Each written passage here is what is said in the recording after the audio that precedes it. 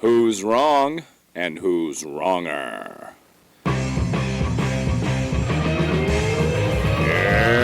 this corner, followed by millions, James the Exploding Unicorn Breakwell.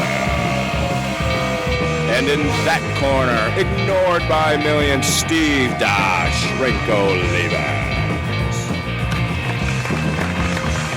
Hey everybody, welcome back to Wrong and Wronger, the show where two guys cling to the hope that someday somebody will watch this show. I am Steve Olivas, Dr. Steve, and he is James the Exploding Unicorn Breakwell. And James, how are you doing today, buddy? I am spectacular. We've had some gaps here where I didn't have to talk to you, and I'm refreshed and feeling great, and now we're undoing that as we speak. Well, the gap is the usual gap. Like this show has been, I don't think we've been affected on this show, have we? No, I guess not. I guess we just ran out of time last week. We actually have many questions for 10 Minutes to Save Your Marriage, but we didn't have the extra 10 minutes to record it. So somebody's desperate relationship question went unanswered and probably ended in catastrophe because we were too irresponsible to budget our time better. Well, I was here with bells on, waiting for you, and James Breakwell's life is always a mystery to me. He barely has time to keep up with his own endeavors, much less yours. You are a liar, and that's okay. We all know this. You spew falsehoods, but that's okay because your life and the chaos that surrounds it is a source of continual content for this podcast. And this week things get better. Last week, a couple weeks ago, you were buying a big plot of land in the middle of nowhere. Then you abandoned that and you bought a barren patch of land filled with rattlesnakes and a BDSM cabin, and things were looking good. And now it looks like you're going to be homeless and living in a camper. So today we're going to talk about campers. They're the gift that keeps on giving. I love it. Please never get your act together. I don't understand your fascination with this whole thread. To me, it's just living one day to the next in a semi-organized way. But to you, this is a Cuisinart, and you just want to sit back and relax and watch the damage occur. You're going from a neighborhood where the fact that somebody set off fireworks one day after 4th of July once a year made you move to a cabin owned by a criminal full of gallons of lube and rattlesnakes. And now you can't even live in that. You're going to get in a camper. So what's the story with the camper? Let's just get everybody up to speed. And the camper is the reason that there was no 10 Minutes to Save Your Marriage last week. Well, it's among the reasons. My overall disdain for James Breakwell was a guiding light also. But so the cabin, the lube cabin, the snake cabin. Let's call it the lube cabin from now on. That'll make it much easier to differentiate from all the other cabins we talk about. Yeah, they both have snakes, but only one had the king can of lube in it. But that one, we have to de-rodent it, de-snake it, we have to debug it, and we have to it. And that's going to take a little while. So Mrs. Steve does not want to live in that cabin. More importantly, I think I mentioned last week that the shower doesn't work. There was one of the pipes burst in the wall, and that has to get torn down and fixed. So we would have no place to shower.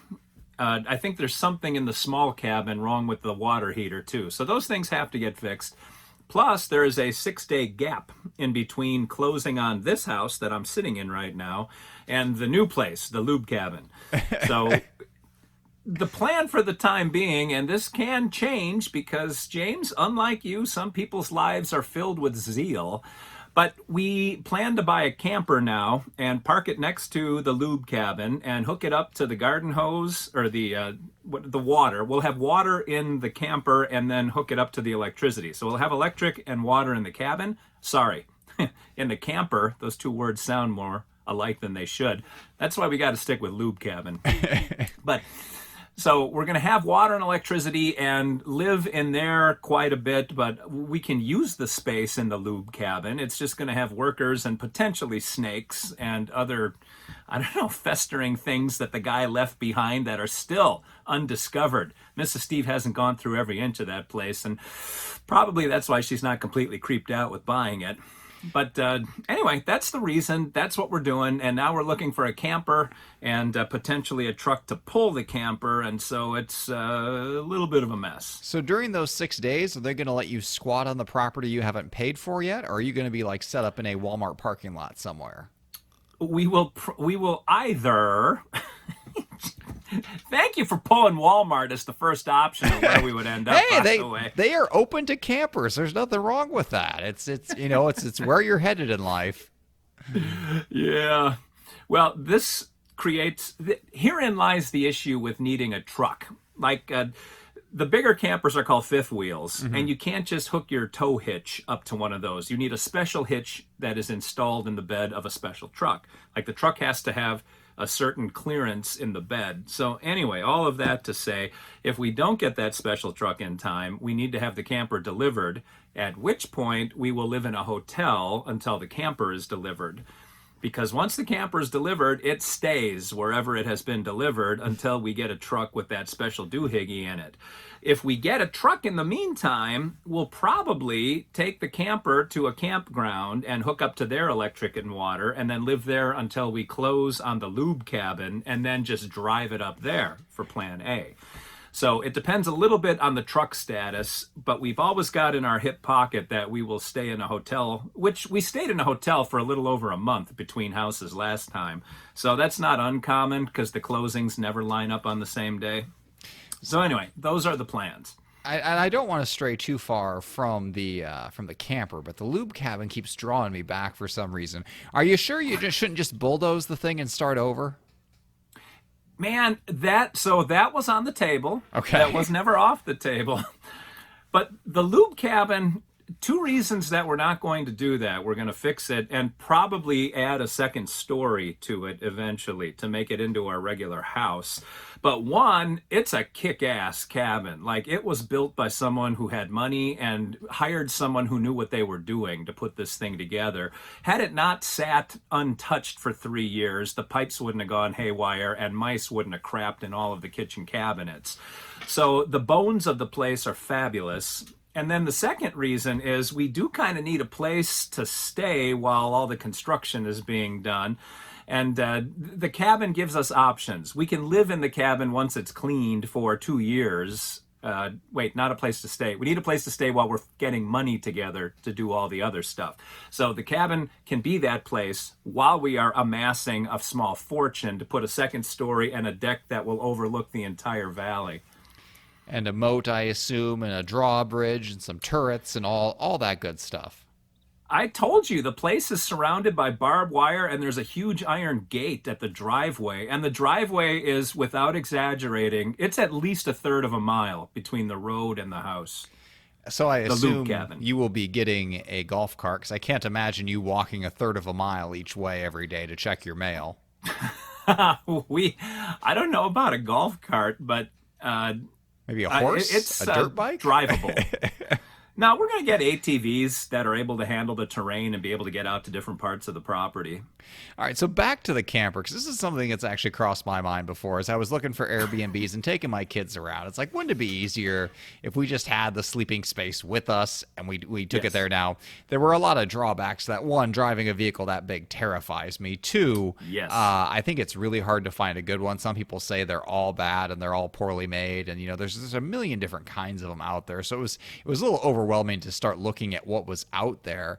Now, what are you looking for in your fifth wheel? Because I know I used to think you had exacting standards back when you lived in the Steve Olivas Manor in the no fireworks zone, but now that you're moving to Rattlesnake Ranch with the lube cabin, I'm not sure anymore. So where on the spectrum does this camper fall in terms of luxury versus utility?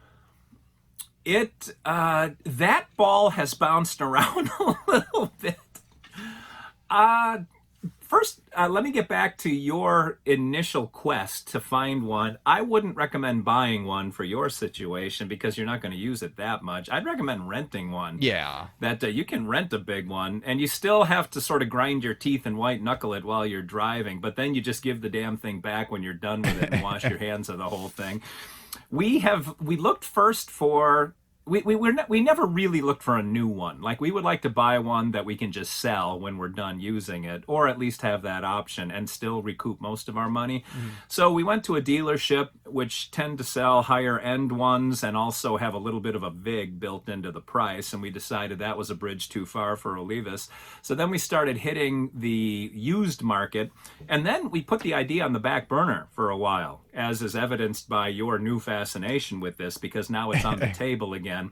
Because my wife happened upon somebody who had a camper at one of those sleazy used car lots, and was able to work a deal with them, but then realized when she hit Facebook Marketplace that we can get better deals from private people. So Mrs. Steve, literally as we are talking, is headed up to the Kentucky border to look at a steal. James, it's a steal, man. And what makes it a steal? It's a great price for a livable situation. I was hoping she was literally going to steal it, because at this point, I would not put anything back or past Mrs. Steve. She's very capable. She had that body crawl space for a while with the secret room she built. Anything's possible. So how many beds, how many bath? Like, walk me through the features of this steal of a camper. We are just the two of us. Now, son leaves for school again toward the end of August. So there is, the circles on that Venn diagram cross a little bit, but every camper has the capability to break the kitchen table down into a bed. Okay. So it doesn't matter if you're looking at a fifth wheel or a pull behind or a drivable kind of RV camper. They all have that feature. So he'll probably sleep on the kitchen table area for the week that we overlap. Outside of that, it's just two of us. So we have the bedroom that's sort of in the back, and then we want a living room instead of what they call a bunkhouse, which is some of the campers have, if you have kids, there's a space that's like an extra bedroom that has bunks, like 2 or 3 extra beds in there for the kids. We don't need any of that noise. We just want living area. So living room, kitchen, bedroom is basically how the ones we are looking at are laid out. Your son has to be so excited that he's going back to his residential school. The fact that For many reasons. He only has to sleep on the dinner table in an RV for a week, and then he gets to go back to pretending to be a normal person, and he'll lie and he'll say his parents have a regular house, not surrounded by rattlesnakes, not full of lube, not with a camper hooked up next door where they live most of the time because the rodents and the rattlesnakes are such a problem. And by the way, it blows my mind that you have a rodent problem and a rattlesnake problem. You should definitely have one or the other. I don't know how you ended up with both. Those two things should cancel each other out. I know, but I'm guessing that they sort of one leads to the other, that the snake comes around driving the mice indoors, and the mice being around at all is what attracts all of the snakes. Now, my son could live in the little cabin in the meantime, and we are happy to set up his stuff, but we do have the rattlesnake potential mice problem that he will have to cope with on his own. These are choices that life offers, James. I love your 16 or 17-year-old son. You're like, all right, so do you want to stay in an RV with mom and dad or get a cabin to yourself but fight the rattlesnakes? And really, I mean, but there's nothing to stop the rattlesnakes from surrounding the RV either. It's not like it's snake-proof. You could walk out the door and step on one. And I've got to imagine that RV, since it's a little bit off the ground, it's going to offer some shade. So in fact, underneath the RV might be like a prime snake napping spot. Well, particularly because it is going to be sort of sidled up next to the cabin where all the food is, because that's where all the mice hang out, by the wood piles. And I guess my favorite part of this is your trust, and maybe you have a better track record with this than I do, but your assumption that you're going to only be in this RV for a little bit because your contractors are both going to show up and then actually finish the job, which on both counts is not what's happened with any contractor I've ever hired. Contracting when you are remote or rural becomes a bit of an issue. Like, we haven't been there long. One thing, hold on, let me think of one thought at a time. One thing I'm very good at is kind of getting in with the locals. Okay. Like, I know everybody at the gas station right now. We eat at Waffle House every Sunday. We know everybody there. That's because Dr. Steve talks to people and I pay attention. I remember people's names and their stories, and it's all going to be good, but we haven't been there for me to infuse myself yet. So Nobody from the Nashville area is willing to drive out there and do work, and I don't know anybody out there to drop a dime and get them on the property to do some work. So right now, this is completely in the hands of Mrs. Steve, who doesn't have quite the patience for people that I do when it comes to dealing with worker types.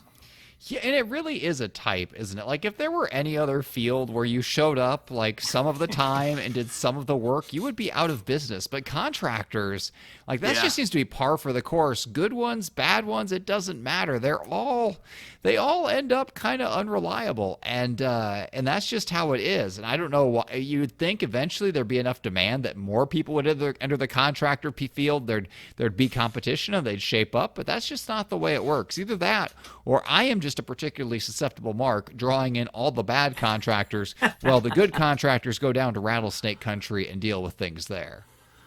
Well, I'll let you know as that saga unfolds, because as for now, we don't technically own it, so we haven't dipped our toe in that water. Now, the RV, is that going to be turnkey, or is that going to require renovations as well? No, that'll be turnkey. Gotcha. How old is the... we did look at one that needed renovation and walked in and thought, all right, this is a little more than we're willing to take on at this point. Yeah, people, I mean, there are entire YouTube channels dedicated to that. People renovating vans, renovating RVs, renovating school buses, and all of that. It always looks cool until they show the toilet. It's like a composting toilet. It's like, yeah, me and my 4 kids use this, and we just toss some sawdust on top of it, and we're good to go. And I'm like, nope. Out of there, not working, not happening.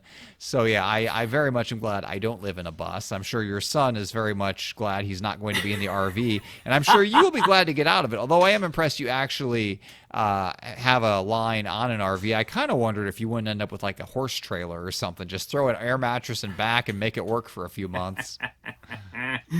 No, and the nice thing about the lube cabin is that the toilet works fine and it's on city water. So we can always use that toilet and not worry about gray water outside of the shower water in the camper. You just have to worry about rattlesnakes in the middle of the night and the walk between the two. And again, you know, if you were to get bit by a rattlesnake, I feel like all of Mrs. Steve's plans would come together and she'd have the lube cabin and the lube estate all to herself. Yeah, perhaps, but I'll like shout a warning to the rattlesnakes from like the screen door before I step out of the RV. Just let them know that it's time to recede, maybe 2-3 feet like Moses parting the Red Sea, and then I'll sort of run across and get inside the cabin. You will either scare them away or just cue them up that dinner is coming. I mean, one or the other. There's no way to be sure. Yeah, I saw, speaking of the RV rentals, I realized that was a thing. And RV rentals are expensive, but not compared to like buying an RV. 'Cause you can rent one. It ends up like, you know, there's always the fees and stuff. I think realistically, if you're going to go away for a weekend, you're probably looking at $500 or $600, which really doesn't save you any money over a hotel necessarily, but it does save you money overpaying for an RV, which like the prices on them are just the range is astronomical. I think you can get some in probably the $20,000 or $30,000 range that have been around on the road for 30 years and might explode, and you can get some that are worth twice as much as my house, and there's everything in between. Yeah, and twice as much as your house. I know what your house is valued at. They're higher than that even. Oh, James. really? Like some of the tour buses that go out. Yeah. Yeah, I got a buddy who paints those for a living, and he works for a company that sells and rents those for a living, and those can go well north of $500,000. You can get probably 1.2 million. You can get a pretty nicely decked out tour bus. You know what? Actually, now that you mentioned that, when I was doing RVs, I finally thought, okay, let's just go into fantasy land here and see what's possible. And I did. I pulled up those $1 million RVs, or they're tour buses at that point. They're buses that have been converted for like celebrities. It was incredible. Now, what is that? There's Hank Green and there's the other Green, the guys. They're best-selling authors. Like when they go on book tours, like their publishing house gets them one of those buses, and they just travel the country doing that. that. Like, holy cow, that's I have failed so much in every stage of my life. It's just, it doesn't hurt so much when you don't know what's possible, but when you see somebody who's actually succeeded, it's like, wow. Yeah. Like my book tour is like doing Zoom calls with people, and here they've got a $1 million bus driving this guy around the country, complete with driver. It's probably got a nice wrap with his picture on it around the side of the bus. It absolutely did, and he was not driving that bus himself, so he was just sitting in back, sipping a cappuccino, sitting in the workspace writing a book while somebody drove him around in luxury. Nice. And yeah, that's the difference between him and me. Everything, literally everything. So no, you're both authors, James. Come on. Technically, yes, we are both authors. It's just, my the books that I sell would be like a decimal point or a rounding error for the books that he sells. Rounding error. Oh, all right. Well, that gives you something to shoot for with your next publication. There you go. If they don't give me $1 million bus tour, I am out of there. Forget it. For those, put your foot down, James. Exactly. Breakwell. I am not worth it at all. But maybe they won't know that. Let's just hope they don't check the records at all. But just open the negotiation with, "Do you know who I am?" That'll set the tone. Oh, I can't imagine anyone has ever used that phrase and not had it blow up in your face. Like, even if you are somebody who they should know who you are, like by the time you come in from that angle, like you are done for. But the RVs, though, I guess the advantage of them, and you're not going to be using it in this way, but I read a big essay by somebody who was absolutely against RVs, and they went on a tour with one for their magazine, and they said it was incredible because they would just like go to a national park, and you get in, and you're tired, and you're sweaty, and your house is just there in the parking lot, and you're done. There's no commute. You just, wherever you go, you don't have to pack or unpack. The house is there with you. And my wife and I have kind of tossed around the idea that maybe someday when we retire, should that ever happen, and it probably won't, but we could get an RV and be those vagabonds who tour the country just driving from here and there, and I could write books and she could drive it, or hopefully by then science fiction will have taken over and they'd be self-driving, which would solve all of our problems, and you just go to bed and you wake up in a new city and you've got all your dressers and all that stuff there. So that's my dream life, and I'll have you note that it does not include any lube cabin or rattlesnakes, so you and I are headed in very different directions. It may not include lube cabins and rattlesnake ranches, but it should include Wrong and Wronger. Well, absolutely. I mean, we will be wrong about many things. In fact, the fact that we are even thinking about an RV now that I know that you are into RVs shows me that I'm definitely on the wrong track. But I guess I can, as always, use your life as a negative example and see everything that goes wrong with you and try to avoid that. So are you, I guess, here's the juicy angle. Now, you, of course, are at the height of propriety and don't want to, have ridiculous things parked in front of your house. If you get this RV, are you going to park it in front of your house in your current very fancy neighborhood? Well, there again, we come back to whether or not we get a truck. If we don't get a truck, then it will remain on the RV lot until they deliver it after our closing date.